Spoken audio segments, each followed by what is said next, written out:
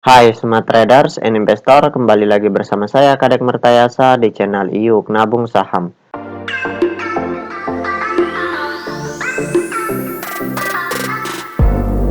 Nah, di episode kali ini kita akan membahas perusahaan yang direquest oleh Reza Pahlevi.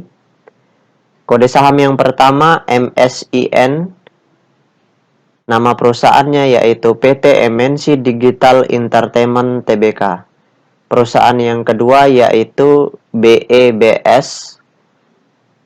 Nama perusahaannya yaitu PT Berkah Beton Sedaya Tbk. Oke, untuk mempersingkat waktu kita langsung saja buka datanya di aplikasi iPod. Jika Anda menyukai konten-konten kami mengundang Anda untuk mengklik tombol like dan subscribe agar Anda mendapatkan video terbaru kami setiap minggunya. Selanjutnya kita ganti di sini kode sahamnya ke perusahaan yang pertama yaitu MSIN. Kemudian kita enter. Nah, berdasarkan grafik perusahaan PT MNC Digital Entertainment ini, harga saham tertingginya di harga Rp6.475 per lembar, kemudian terendahnya di harga Rp142 per lembar. Nah, sekarang kita ingin lihat apa yang dilakukan oleh investor besarnya selama sebulan lebih terakhir, dari tanggal 2 Februari sampai dengan tanggal 18 Maret 2022. Oke, kita cek data broker summary-nya. Kita klik kolom Broksum. Selanjutnya di sini kita ganti kode sahamnya MSIN.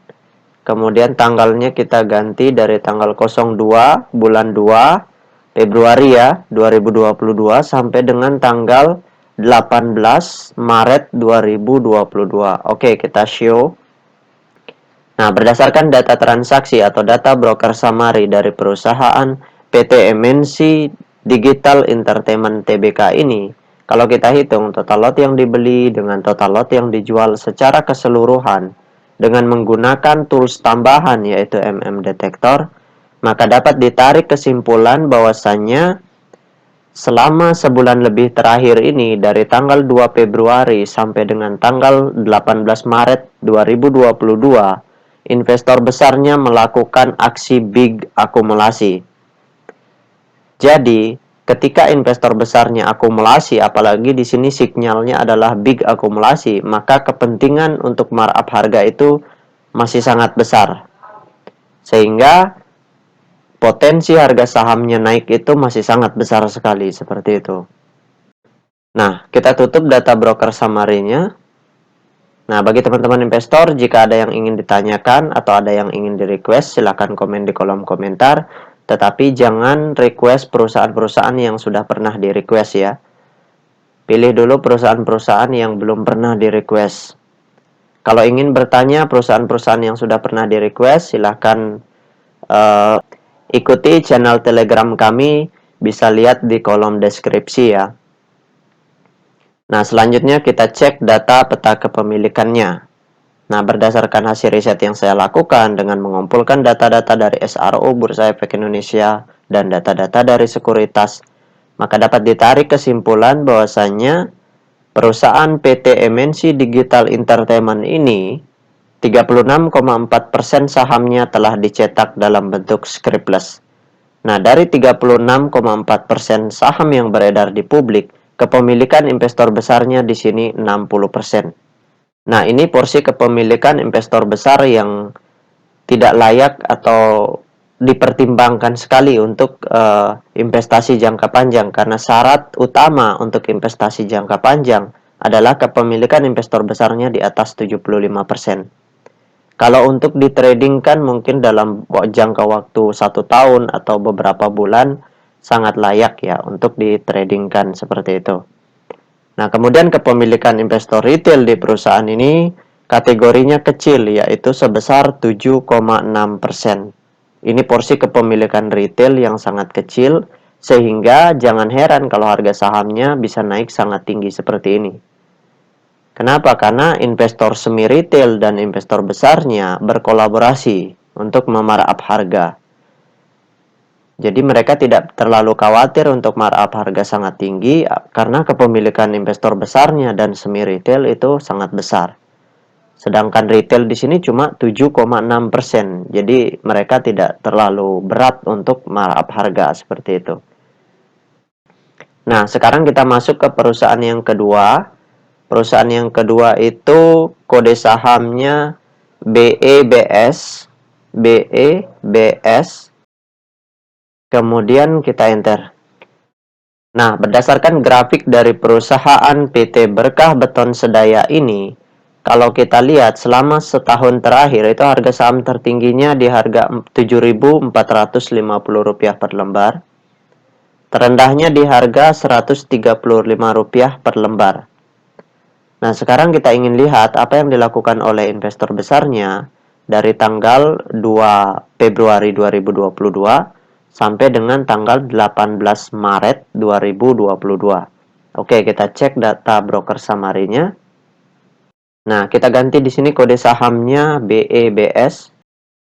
Kemudian kita ganti tanggalnya 02 Februari 2022 sampai dengan tanggal 18 Maret 2022. Oke, kita show.